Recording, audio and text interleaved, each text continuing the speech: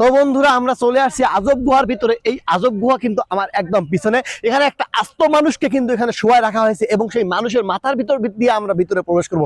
মানুষের নাক, মুখ, চোখ, দাগ সব কিন্তু এখানে আছে। আপনারা চারদিক থেকে দেখলে পাবেন অনেক সুন্দর কিন্তু একটা স্পট। এখানে কিন্তু সুন্দরভাবে মানুষের একটা মাথার আকৃতি দেওয়া আছে। তো বন্ধুরা এই হচ্ছে আমাদের প্লেস। এখানে কিন্তু মানুষের কানও আছে, নাকও আছে, মুখও আছে। এরকম একটা জীবন্ত মানুষের মুখের ভিতর দিয়ে আমরা ভিতরে প্রবেশ করতেছি। তো চলুন ভিতরে কি আছে আপনাদেরকে সঙ্গে নিয়ে দেখি। দর্শক বন্ধুরা আমরা কিন্তু এখন প্রবেশ করছি আজব গুহার ভিতরে। তো আজব গুহার ভিতরে আজব আজব সব জিনিস কিন্তু আপনারা এখানে পাবেন। প্রাচীন যুগের ঢোল তবলা থেকে শুরু করে প্রাচীন যুগের মানুষ কুমোররা কিভাবে মাটি দিয়ে বিভিন্ন জিনিস বানাতো তার একটা চিত্র এখানে ফুটানোর চেষ্টা করা হয়েছে। প্রাচীন যুগে মানুষ যে ধান ভাঙতো ঢেকিতে করে, সেই ঢেকি কিন্তু এখানে দেখানোর চেষ্টা করা হয়েছে। এখানে কিন্তু আছে প্রাচীন যুগের ঐতিহ্যবাহী পালকি। তো এখানে পালকি আছে, পালকির সামনে যদি একটু আপনি সামনের দিকে আগান, এখানে কিন্তু নতুন বর বউ বসে আছে।